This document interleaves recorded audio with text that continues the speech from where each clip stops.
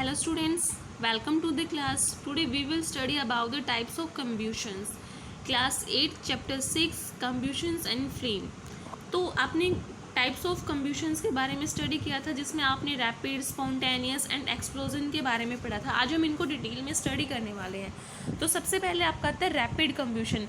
ऐसा कम्ब्यूशन का जैसे कि आपको पता है दहन होता है. रैपिड यानी कि फास्ट, मतलब जो इमीडिएटली क्या हो जाते हैं, जल जाते हैं, बर्न कर जाते हैं, तो उसको हम बोलते हैं रैपिड कम्ब्यूशन. मतलब ऐसे सब्सटेंस जैसे ही हम उनको थोड़ा सा भी हीट करते हैं तो वो जल्दी से जल जाते हैं और हमें क्या मिलती है, वहाँ पे ऊष्मा मिलती है और प्रकाश मिलता है. जैसे कि आपके एलपीजी, सीएनजी, पेट्रोल, ये आपके रैपिड कम्ब्यूशन है. फिर आपका आता है स्पॉन्टेनियस, मतलब जो अपने आप ही क्या करते हैं, फायर को कैच कर लेते हैं. जैसे ही उनको हम क्या करते हैं, एक्सपोज टू एयर, यानी कि जैसे ही हम वो एयर के कांटेक्ट में आते हैं तो अपने आप ही फायर प्रोड्यूस करने लगते हैं. तो आपके स्पॉन्टेनियस हो गए. जैसे कि आपको पता है कि जो फॉस्फोरस है उसका इग्निशन टेम्परेचर आपको पता है कि हर सब्सटेंस का एक पर्टिकुलर टेम्परेचर होता है. जो वो फिक्स टेम्परेचर है उसी को हम इग्निशन टेम्परेचर कहते हैं. तो ऐसे ही जो फॉस्फोरस का जो इग्निशन टेम्परेचर है वो 35 डिग्री सेल्सियस होता है. तो अगर हम रूम टेम्परेचर को, यानी कि जो जिस भी रूम पे, यानी कि जो आपका इस टाइम पे जो टेम्परेचर है वो आपका रूम टेम्परेचर होता है, अगर आप उसको इंक्रीज़ कर देते हो 35 डिग्री सेल्सियस से अबव कर देते हो तो वो आपका क्या कर जाएगा, जो फॉस्फोरस है वो वहाँ पे ब्रस्ट कर जाएगा और आपको फ्लेम प्रोड्यूस होएगी, यानी कि वहाँ पे आपको फ्लेम यानी कि प्रकाश देखने को मिलेगा. फिर आता है एक्सप्लोजन में क्या होता है कि एक ऐसा प्रोसेस है कम्ब्यूशन का जहाँ पे आपको लार्ज अमाउंट ऑफ गैसेस की रिक्वायरमेंट रहती है. आपको हीट प्रोड्यूस करने के लिए, लाइट प्रोड्यूस करने के लिए एक लार्ज अमाउंट ऑफ गैसेस की रिक्वायरमेंट पड़ती है. तो आपका एक्सप्लोजन हो गया. और वहाँ पे आपको हीट और लाइट के अलावा एक साउंड भी प्रोड्यूस होती है, एक साउंड भी सुनने को मिलती है. तो आपका एक्सप्लोजन कम्ब्यूशन है. फिर आपके आते हैं कंप्लीट और इनकम्प्लीट कम्ब्यूशन. कंप्लीट कम्ब्यूशन क्या होता है, जब कोई भी सब्सटेंस जो होता है एक पर्टिकुलर अमाउंट ऑफ एयर हमें और ऑक्सीजन हमें चाहिए, यानी कि जिसका भी कम्ब्यूशन यानी कि दहन करने के लिए हमें एक पर्टिकुलर अमाउंट यानी कि सफिशिएंट होता है, एक पर्टिकुलर अमाउंट हमें एयर की रिक्वायरमेंट होती है और ऑक्सीजन की रिक्वायरमेंट होती है, वो आपका कंप्लीट हो जाता है. जैसे कि कार्बन की अगर हम बात करें तो कार्बन डाइऑक्साइड की आप फॉर्मेशन करना चाहते हो तो आपको पर्टिकुलर अमाउंट में वहाँ पे कार्बन और ऑक्सीजन की रिक्वायरमेंट है. 2 मॉलिक्यूल्स आपने ऑक्सीजन के वहाँ पे यूज़ करें और आपका कार्बन डाइऑक्साइड वहाँ पे प्रोड्यूस हो जाता है. और इनकम्प्लीट में वहाँ पे एक पर्टिकुलर अमाउंट नहीं चाहिए होती, मतलब इनसफिशिएंट, ज़्यादा भी हो सकती है, कम भी हो सकती है. अगर आप उससे सफिशिएंट यानी कि एक पर्टिकुलर अमाउंट में नहीं ले रहे और उसके अलावा आप किसी भी अमाउंट में लेते हैं तो वहाँ पे इनकम्प्लीट कम्ब्यूशन होता है. और वहाँ पर आपका क्या होएगा कि एक पर्टिकुलर सब्सटेंस बनने की बजाय वहाँ पे आपका कार्बन मोनोऑक्साइड बन जाएगा, शूट बन जाएंगे, वाटर, हीट या लाइट बन जाती है. कार्बन मोनोऑक्साइड जैसे कि आपको यहाँ पे एक पर्टिकुलर अमाउंट चाहिए थी, यानी कि 2 molecules of oxygen carbon dioxide की फॉर्मेशन के लिए, लेकिन यहाँ पे अगर 2 की बजाय 1 मॉलिक्यूल ही आप यूज़ करते हो तो आपकी कार्बन मोनोऑक्साइड बन गई. तो इस तरह से ये आपका क्या होगा, इनकम्प्लीट.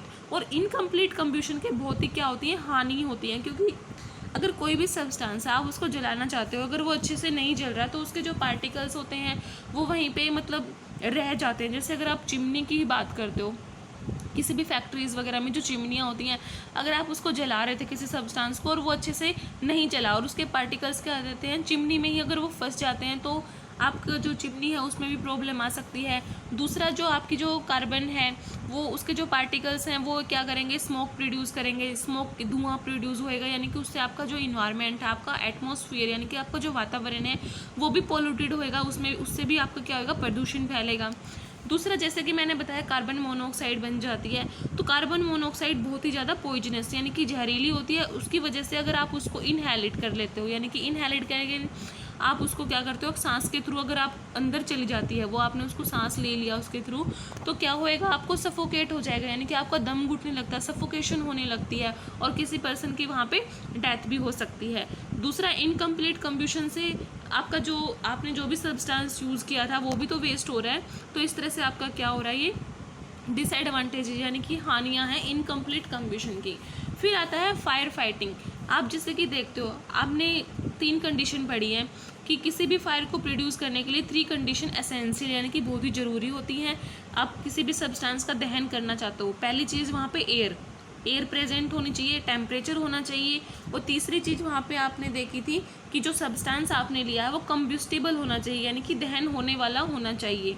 अगर इन तीनों कंडीशन आप वहाँ पे ले रहे हैं तो कोई भी सब्सटेंस आपका क्या करता है, बर्न करेगा और वहाँ पे फायर प्रोड्यूस होती है। अगर आप फायर को बुझाना चाहते हो, उसके अगेंस्ट फाइट करना चाहते हो, अगर आप इन तीनों कंडीशंस में से कोई भी कंडीशंस को रिमूव कर देते हो तो आप फायर पे कंट्रोल कर सकते हो। जैसे कि अगर आप सब्सटेंस आपने कंब्यूस्टिबल लिया था, अगर उस सब्सटेंस को ही आप हटा दो वहाँ से तो फायर पे कंट्रोल कर सकते हो। दूसरा, अगर आप वहाँ से एयर की सप्लाई को हटा दो, क्योंकि बर्निंग के लिए क्या चाहिए होती है, एयर चाहिए होती है, अगर आप वहाँ से एयर को रिमूव कर दो तो भी हो सकता है। या फिर आप टेम्परेचर को कम कर दो, क्योंकि एक मैंने बोला था हर सब्सटेंस के लिए एक पर्टिकुलर टेम्परेचर होता है जिसको इग्निशन टेम्परेचर कहते हैं। तो अगर उस पर्टिकुलर टेम्परेचर से अगर आप टेम्परेचर को कम कर देते हो तो उसकी वजह से भी आपका जो फायर है उस पर आप कंट्रोल कर सकते हो। और एक सबसे अच्छा जो सोर्स आप यूज़ करते हो वो वाटर का यूज़ करते हो, क्योंकि वाटर क्या करता है, जो भी बर्निंग मटेरियल है, जिस भी सब्सटेंस को आप जला रहे थे उससे क्या करता है, वो हीट को अपने अंदर एब्जॉर्व कर लेता है। इस तरह से वो क्या करता है और टेम्परेचर को लोअर कर देता है, क्योंकि हीट को तो वाटर ने एब्जॉर्व कर लिया, इस सब्सटेंस का टेम्परेचर वहाँ पे कम हो गया, सारी हीट तो वाटर ने एब्जॉर्व कर ली। इस तरह से आप वाटर को भी यूज़ कर सकते हो वहाँ पे आपको जो आपकी फायर है, जो आपकी आग है उसको बुझाने के लिए। लेकिन हर कंडीशन में हम वाटर को यूज़ नहीं कर सकते, क्योंकि कुछ ऐसी चीज़ें हैं जैसे कि आप इलेक्ट्रिकल फायर्स की बात करते हो, अगर आपके कोई वायर्स वगैरह में अगर क्या हो गया, फायरिंग हो रही है, तो आप वहाँ पे आप वाटर को यूज़ नहीं कर सकते, क्योंकि आपको पता है कि जो वाटर है वो गुड कंडक्टर ऑफ इलेक्ट्रिसिटी, वो इलेक्ट्रिसिटी का गुड कंडक्टर होता है, उसमें से इलेक्ट्रिसिटी यानी कि जो बिजली है वो पास होती रहती है।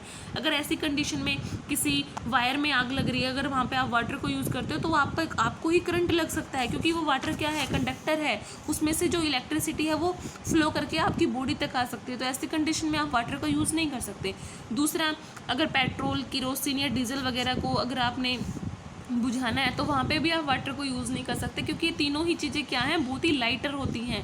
लाइटर का मतलब है कि जैसे ही अगर वहाँ पे वाटर जाता है तो ये वहाँ पे फ्लोट करती रहती हैं वाटर के ऊपर, उसमें मिक्स नहीं होती। तो ऐसी कंडीशन में भी आप यूज़ नहीं करते, तो ऐसी कंडीशन में आप कार्बन डाइऑक्साइड को यूज़ करते हो। तो नेक्स्ट लेक्चर में हम स्टडी करने वाले हैं फायर एक्सटिंग्विशर, इन सब के बारे में। तो आज के लिए बस इतना ही। Thank you.